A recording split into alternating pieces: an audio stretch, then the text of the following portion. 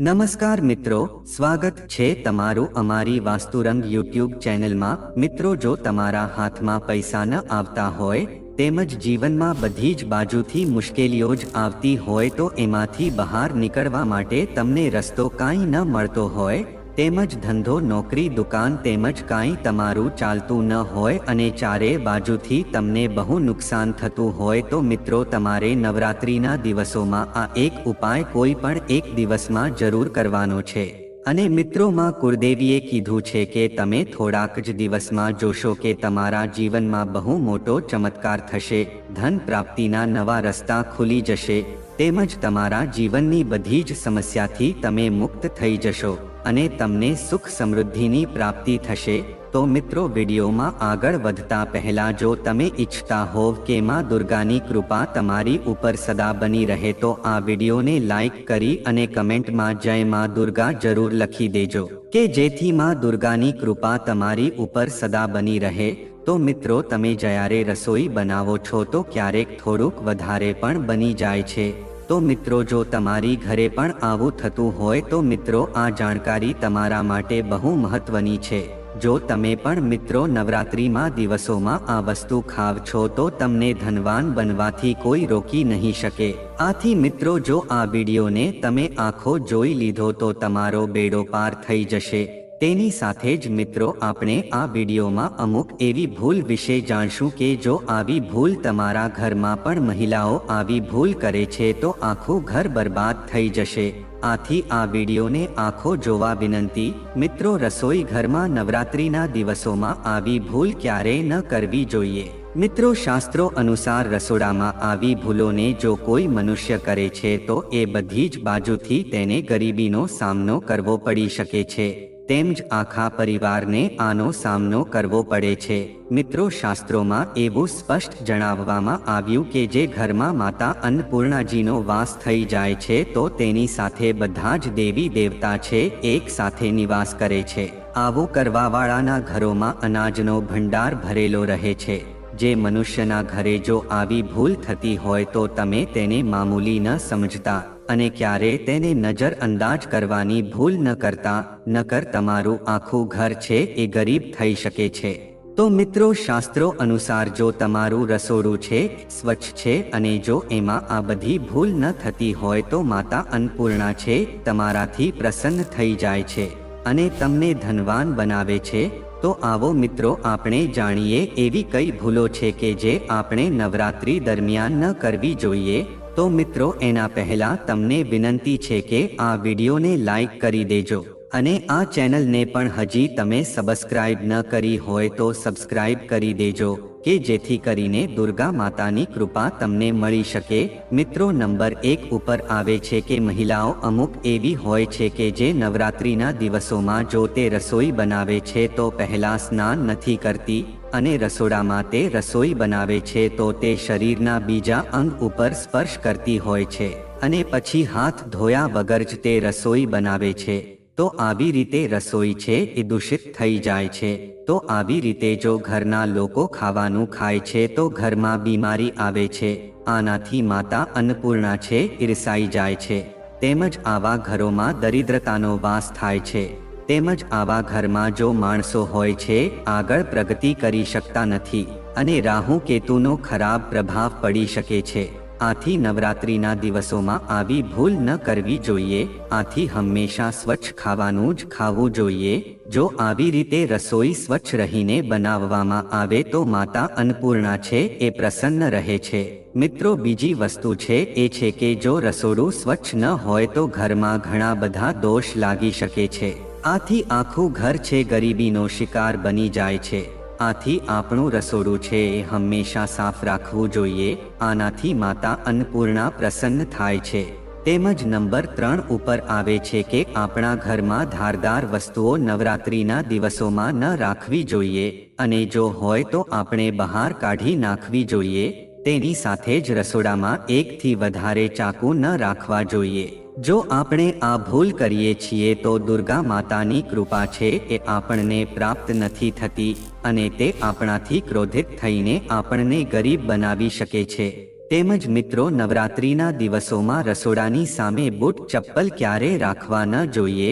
આનાથી માં કુળદેવી છે ઈર્ષાઈ જાય છે અને આખા ઘરને ગરીબીનો સામનો કરવો પડી શકે છે. તેમજ મિત્રો નવરાત્રિનો મહાપર્વ છે, બહુ શુભ અને મંગલકારી માનવામાં આવે છે. મિત્રો નવરાત્રિના પૂરા 9 દિવસ છે એ ગંગાજળની જેમ જ બહુ પવિત્ર હોય છે. આ શુભ સમય છે એ ભક્તોના જીવનમાં ખુશીઓના સોગંધ લઈને આવે છે.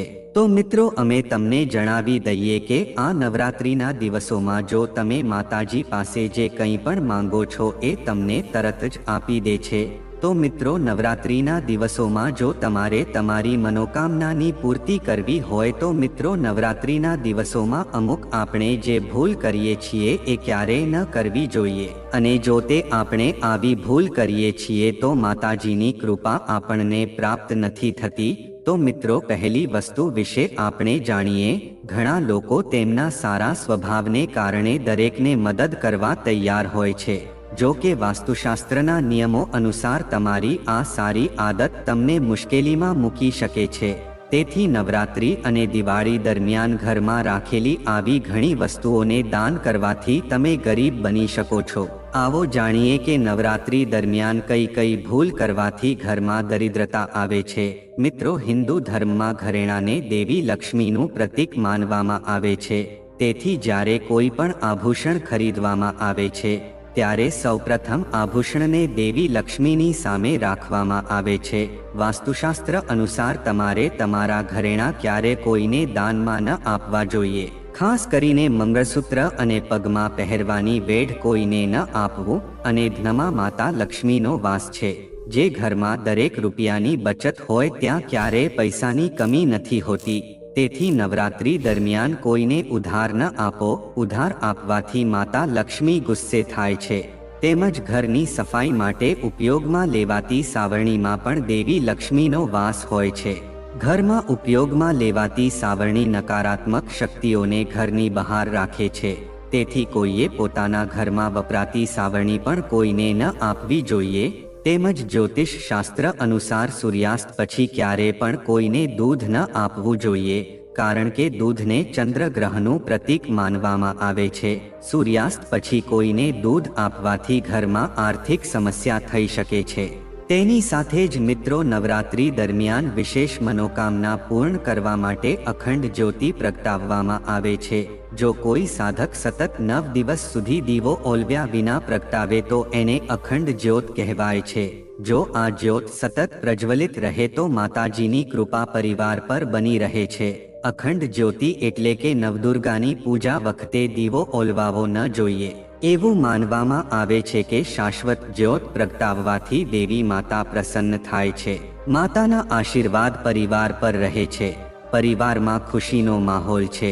એનાથી મનોકામના પૂર્ણ થાય છે.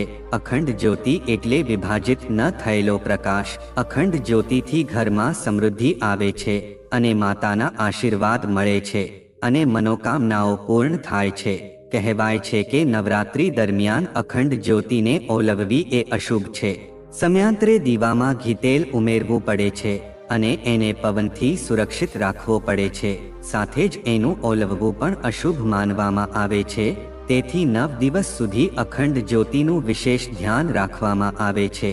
જેઓ શારદીય નવરાત્રિનું વ્રત રાખે છે, માતા દુર્ગા તેમના ભક્ત પર કૃપાળુ રહે છે અને સાધકને સુખ અને સમૃદ્ધિના આશીર્વાદ આપે છે. તેમજ મિત્રો નવરાત્રિ દરમિયાન અખંડ દીવો પ્રગટાવવાથી જીવનમાં પ્રકાશ અને આનંદ આવે છે.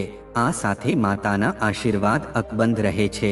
નવરાત્રિ દરમિયાન અખંડ જ્યોતિ પ્રગટાવવાથી ઘરમાં નકારાત્મક ઉર્જા દૂર થાય છે અને એમાં સકારાત્મક ઉર્જાનો સંચાર થાય છે અને ઘરના સભ્યોને યશ અને કીર્તિ મળે છે. નવરાત્રિના આખા 9 દિવસ વિધિવિધાન પ્રમાણે માતા દુર્ગાની પૂજા કરવામાં આવે તો દેવી તેમના ભક્તો પર પ્રસન્ન થાય છે અને તેમને સુખી જીવન જીવવા માટે આશીર્વાદ આપે છે. તેમજ દીવાના પ્રકાશથી બધા પાપોનો નાશ થાય છે અને જીવનમાં સુખ, સમૃદ્ધિ, આયુષ્ય, આરોગ્ય અને સુખ આવે છે અને નાણાકીય સમૃદ્ધિ આવે છે. તેમજ ગાયના ઘીનો દીવો પ્રગટાવવાથી આસપાસનું વાતાવરણ જીવજંતુ મુક્ત અને શુદ્ધ બને છે. તેની સાથે જ જો આપણા મંદિરમાં કોઈ માતાજીની છબી હોય, જો તે ચારે ખૂણામાંથી તેનો એક ખૂણો જો તૂટેલો હોય તો એ છબી છે એ ખંડિત થઈ ગયેલી માનવામાં આવે છે. આથી તેને મિત્રો તરત જ બદલી દેજો. તમે જે પણ તમારા કુળદેવી માનો ફોટો ઘરમાં રાખેલો હોય, જો તે જૂનો થઈ ગયો હોય તો તે તરત જ નવો મઢાવી લેજો, કે જેથી કરીને માતાજી આપણા ઘરમાં પ્રસન્ન બનીને તેની કૃપા આપણી ઉપર વરસાવશે. આથી મિત્રો નવરાત્રિના જે દિવસો હોય છે બહુ પવિત્ર માનવામાં આવે છે. આ નવરાત્રિના દિવસોમાં તમારે બ્રહ્મચર્યનું પાલન અવશ્ય કરવું જોઈએ. તેની સાથે જ તામસિક ભોજન ન લેવું જોઈએ. તેમજ મિત્રો નવરાત્રિના 9 દિવસોમાં ભક્તજનોને ડુંગળી, લસણ તેમજ માંસ મદિરાથી દૂર રહેવું જોઈએ. ઘણા લોકો આ નિયમનું પાલન કરે છે, પણ તે અમુક ભૂલ કરે છે. તે નવરાત્રિના દિવસોમાં પોતાના ઘરમાં આ પવિત્ર વસ્તુને રાખી દે છે. તો આ ભૂલથી પણ ન કરવું જોઈએ. મિત્રો પુરાણો અનુસાર નવરાત્રિના 9 દિવસો સુધીમાં કુળદેવી છે એ આપણા ઘરોમાં વાસ કરતા હોય છે. આથી જો તમે પણ એવું ઈચ્છતા હોવ કે માં કુળદેવીનો આપણા ઘરમાં વાસ રહે તો મિત્રો તમે તમારા ઘરના વાતાવરણને પવિત્ર રાખજો અને નવરાત્રિના દિવસોમાં આ બધી વસ્તુ ખાવાની ટાળજો, કે જેથી કરીને માતાજી છે પ્રસન્ન રહીને આપણને તેની કૃપા વરસાવે. તેમજ મિત્રો નવરાત્રિના દિવસોમાં જો તમે માતાજીની આરતી ન કરતા હોવ તો મિત્રો સાંજે અવશ્ય માતાજીની આરતી કરવી જોઈએ, જેથી કરીને માતાજી બહુ પ્રસન્ન થઈને આપણને શુભ ફળ આપે છે. તેની સાથે જ મિત્રો નવરાત્રિના દિવસોમાં તમારે વહેલા ઉઠીને તુલસી માતાની પૂજા અર્ચના કરવી જોઈએ. જો તમારી કોઈ બહુ એવી મનોકામના હોય કે જે ઘણા સમયથી અધૂરી રહી ગઈ હોય, કે જે લાખ કોશિશ કર્યા પછી પણ પૂરી થતી ન હોય, તો મિત્રો નવરાત્રિના દિવસોમાં તમે તુલસી માતાની પૂજા અવશ્ય કરજો. તેમજ મિત્રો નવરાત્રિના દિવસોમાં મિત્રો સૂર્યોદય પહેલા જાગીને તુલસી માતાને એક ઘીનો દીવો જરૂર અર્પણ કરજો. તેમજ તેને લાલ ચુંદડી અવશ્ય ઓઢાડજો, કારણ કે મિત્રો તુલસીમાં માતા છે એ લક્ષ્મી માતાનું જ પ્રતીક માનવામાં આવે છે. આથી જો તમે ઘરમાં લક્ષ્મીનો વાસ રાખવા માંગતા હોવ તો મિત્રો નવરાત્રિના દિવસોમાં તુલસીની પૂજા કરવાનું ક્યારેય ચૂકતા નહીં, કારણ કે તુલસી માતા છે એ આપણા ઘરની લક્ષ્મીને જાળવી રાખે છે. આથી જુઓ તમારા ઘરમાં તુલસીનો છોડ ન હોય તો તમે તુલસીનો છોડ નવરાત્રિના દિવસોમાં લાવીને ઘરમાં રોપી શકો છો, કારણ કે નવરાત્રિના દિવસો મિત્રો બહુ શુભ માનવામાં આવે છે. આ દિવસોમાં જો તમે કોઈ પણ શુભ કાર્ય કરો છો તો એનું ફળ તમને અવશ્ય પ્રાપ્ત થાય છે. તેની સાથે જ મિત્રો નવરાત્રિના દિવસોમાં જ્યારે પણ તમે માતાજીની પૂજા કરો છો તો તમારે સાથે કોડીનું પણ પૂજન કરવું જોઈએ. તેની સાથે જ મિત્રો તમે જ્યાં પણ પૈસા રાખો છો તો એ તિજોરીમાં તમે આ કોડીઓને રાખી શકો છો. મિત્રો આ કોડીઓને બહુ પવિત્ર માનવામાં આવે છે. આવું રાખવાથી ઘરમાં લક્ષ્મીજીનો વાસ આવે છે. તો મિત્રો નવરાત્રિના દિવસોમાં આપણે શું ન ખાવું જોઈએ અને શું ન પીવું જોઈએ, તેની સાથે જ કયું ફળ ખાવાથી વ્રત સંપૂર્ણ સફળ થઈ જાય છે, તો મિત્રો એ માહિતીમાં આગળ વધી એ પહેલા આ વિડીયોને લાઈક કરી દેજો. મિત્રો શાસ્ત્રોમાં એવું જણાવવામાં આવ્યું છે કે ભગવાનના ભોગમાં ફળ જરૂર અર્પણ કરવામાં આવે છે. તો મિત્રો તમે પણ વ્રત રહો છો તો મિત્રો તમારે એ વ્રતમાં કેળા, પપૈયું, તરબૂચ તેમજ દ્રાક્ષ જરૂર ખાવી જોઈએ. મિત્રો આ ફળોથી જે લોકો વ્રત રહે છે એ લોકોને સંપૂર્ણ શક્તિ મળે છે. આ ફળો ખાવાથી તેનું વ્રત સંપૂર્ણ સફળ થાય છે. શાસ્ત્રોમાં એવું જણાવવામાં આવે છે કે મિત્રો નવરાત્રિના દિવસોમાં સીતાફળ જરૂર ખાવું જોઈએ. સીતાફળ ખાવાથી 10 એવી બીમારી છે કે જે સમાપ્ત થઈ જાય છે. એવું માનવામાં આવે છે કે નવરાત્રિના દિવસોમાં સીતાફળ જો આપણે ઘરે લાવીએ છીએ તો એ બહુ શુભ માનવામાં આવે છે. સીતાફળ ખાવાથી નવરાત્રિનું વ્રત છે બહુ સફળ થઈ જાય છે, કારણ કે મિત્રો સીતાફળ ખાવાથી સીતા માતાનો આશીર્વાદ મળે છે. આથી નવરાત્રિના દિવસોમાં વ્રતધારી જે હોય છે એ સીતાફળ ખાય છે તો તેને કોઈ દુઃખોનો સામનો કરવો પડી શકતો નથી. તેની સાથે જ મિત્રો નવરાત્રિના 9 દિવસો છે એમાં દુર્ગાને સમર્પિત હોય છે. આથી નવરાત્રિના દિવસોમાં માતાજીના 9 દિવસ તેના અલગ અલગ રૂપોની પૂજા અર્ચના કરવામાં આવે છે. પણ મિત્રો, શું તમે જાણો છો કે અમુક વસ્તુ એવી છે કે જેને નવરાત્રી દરમિયાન આપણે ભૂલથી પણ માં કુળદેવીને અર્પણ કરવી ન જોઈએ? જો તમે આ વસ્તુઓ ભૂલથી પણ માતાજીને અર્પણ કરી દો છો તો મિત્રો, તમને વ્રત અને તેની પૂજાનું પૂરેપૂરું ફળ નહીં મળી શકે. આથી મિત્રો, માતાજીની કૃપા પ્રાપ્ત કરવા માટે આ વસ્તુ તમારે જાણવી બહુ આવશ્યક છે કે એવી કઈ વસ્તુ છે કે જેને આપણે માતાજીની પૂજા અર્ચના માટેનો ઉપયોગ કરવો ન જોઈએ. તો મિત્રો, નંબર 1 ઉપર આવે છે કે નવરાત્રી દરમિયાન પરિણીત મહિલાએ સફેદ કપડાં પહેરીને પૂજા અર્ચના ન કરવી જોઈએ. તેની સાથે જ કાળા કપડાં પણ ન પહેરવા જોઈએ.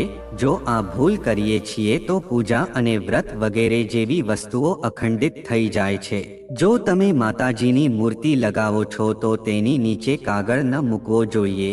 જો માતાજીની મૂર્તિ મૂકો છો તો તેની નીચે લાલ કપડું જ મૂકવું જોઈએ. અને એક વસ્તુ હંમેશા યાદ રાખજો કે નવરાત્રિના 9 દિવસોમાં તેનું આસન છે એ માતાજીની સામે જ રાખવું જોઈએ. અને નવરાત્રિના દિવસોમાં મંદિરને એકલું નથી રખાતું.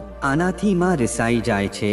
તેમજ મિત્રો, હવે નવરાત્રિમાં દિવસોમાં જો તમે લક્ષ્મી માનો વાસ ઘરમાં રાખવા માંગતા હોવ તો માતાજીને અખરોટ અર્પણ કરો. તમને જણાવી દઈએ કે નવરાત્રિના 9 દિવસો સુધી લાલ કપડામાં 5 પ્રકારના સૂકા મેવા રાખો અને માં દુર્ગાને અર્પણ કરો. આ પછી આ પ્રસાદ જાતે જ ખાઓ. એવું માનવામાં આવે છે કે આના કારણે લાંબા સમયથી અટકેલું કામ પૂર્ણ થઈ જાય છે. તેમજ મિત્રો, ચાંદીના વાસણો રાખો. નવરાત્રી દરમિયાન તમારે ચાંદીના સ્વસ્તિક, હાથી, દીવો, કળશ, શ્રીયંત્ર અને મુગટ વગેરે ખરીદવા જોઈએ. પછી તેને દેવી માતાના ચરણોમાં મૂકો. તમને જણાવી દઈએ કે નવરાત્રીનો છેલ્લો દિવસ હોય ત્યારે તેને ગુલાબી કપડામાં બાંધીને તિજોરીમાં કે પૈસા રાખવાની જગ્યાએ રાખો. એવું માનવામાં આવે છે કે આમ કરવાથી તમારી આર્થિક સ્થિતિ મજબૂત થશે. તેમજ મિત્રો, નાગરવેલના પાન પણ બહુ શુભ છે. મિત્રો, ઋણમાંથી મુક્તિ મેળવવા માટે નવરાત્રી દરમિયાન નાગરવેલના પાન પર લવિંગ અને એલચી નાખી તેના બીડા બનાવો. આ પછી હનુમાનજીને પાન ચઢાવો. તેનાથી તમને જલ્દી જ દેવામાંથી મુક્તિ મળશે. આ સિવાય નવરાત્રિમાં સોપારીમાં ભગવાન રામનું નામ સિંદૂરથી લખો. ત્યારબાદ આ પાન હનુમાનજીને અર્પણ કરો. પરંતુ સોપારી અર્પણ કરતી વખતે તમારે હનુમાનજીના ચરણ સ્પર્શ કરવા જોઈએ. તેનાથી તમારા જીવનમાં સુખ અને સમૃદ્ધિ આવશે. તેમજ મિત્રો, ઘીનો દીવો પ્રગટાવો. નવરાત્રિમાં ઘીના દીવામાં 4 લવિંગ મૂકી દેવી માતાની સામે સવારે અને સાંજે બંને સમયે દીવો પ્રગટાવો. એવું માનવામાં આવે છે કે તેનાથી પરિવાર પર પડેલી ખરાબ નજર દૂર થાય છે. તો મિત્રો, જો આ માહિતી તમને ગમી હોય તો વિડીયોને લાઈક કરી અને ચેનલને સબસ્ક્રાઇબ પણ કરી દેજો કે જેથી કરીને અમે રોજ વાસ્તુશાસ્ત્રને લગતા વિડીયો લાવતા રહીએ. તમારો દિવસ શુભ રહે. મિત્રો, ધન્યવાદ.